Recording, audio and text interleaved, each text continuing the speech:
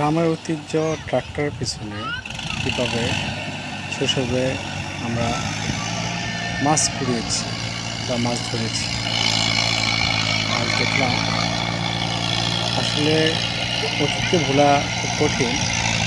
সেই ঐতিহ্য, সেই স্মৃতিময় দিনগুলি স্মরণে আজকে ভিডিও আপলোড আমরা দেখতে পাচ্ছি একেবারে খুব কম বয়সের একজন ট্রাক্টর চালক, তিনি হাল চাষ করতেছেন।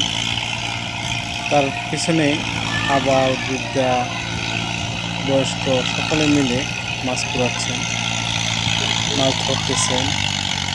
এটা আসলে একটা আনন্দময় এবং অনুভূতি। সেই অনুভূতি ভাষা প্রকাশ করা কঠিন। তারপরও ঐতিহ্যবাহী বা ঐতিহ্যের একটি বাহন, সেই ট্রাক্টর দিয়ে হাল চাষ করতেছেন। মাছগুলা একটু ঘোলাটে হয়ে যাচ্ছে বা একটু অচেতন হয়ে যাচ্ছে, তখন একটু নাড়া দিচ্ছে আর কৌতূহলবশত সবাই মাছ কুড়াচ্ছেন। আমরা দেখতে পাচ্ছি একটা মাদ্রাসা পড়ুয়ার শিশু একটা মাছ দেখে এগিয়ে আসতেছেন, সামনে ধরে নেবেন। এটা একটা অন্যরকম ফিলিংস যা ভাষা প্রকাশ করা যাবে না। এক সময় আমরা বাল্যকালে এমনটাই করেছিলাম, কিন্তু আজকে যেটা দেখে অবলোকন করে আমরা স্বস্তি পাচ্ছি বা শান্তি পাচ্ছি, সেটাকেই একসময় এক প্রজন্ম হয়তো বা দেখবেও না, চিনবেও না, জানবে।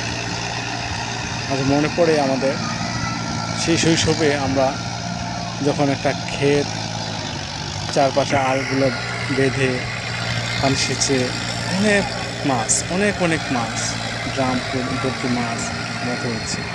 এখন অবশ্যই মাছের সংখ্যা কমে যাচ্ছে, সব কমে যাচ্ছে, বাট আমাদের যে ঐতিহ্যটা সেটা এখনও আজ বিরাজমান। হয়তো আগামী প্রজন্ম সেটা দেখবেও না, জানবেও না, বুঝতে পারবে না কীভাবে মাছ ধরা হয়। সেই ফিলিংসটাও হয়তো তার থাকবে না।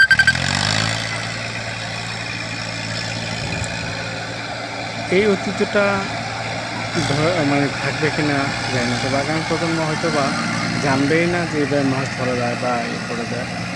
এখনও যদি আমরা বিভিন্ন গাছগাছালি দেখি, আমাদের নতুন প্রজন্ম বলতে পারে না এটা কোন গাছ, কী গাছ। তো সকলকে আহ্বান করবো গ্রাম্য ঐতিহ্য, এলাকার ঐতিহ্যগুলোকে আপনারা পরিচিতি করান, পরিচিতি দেখান।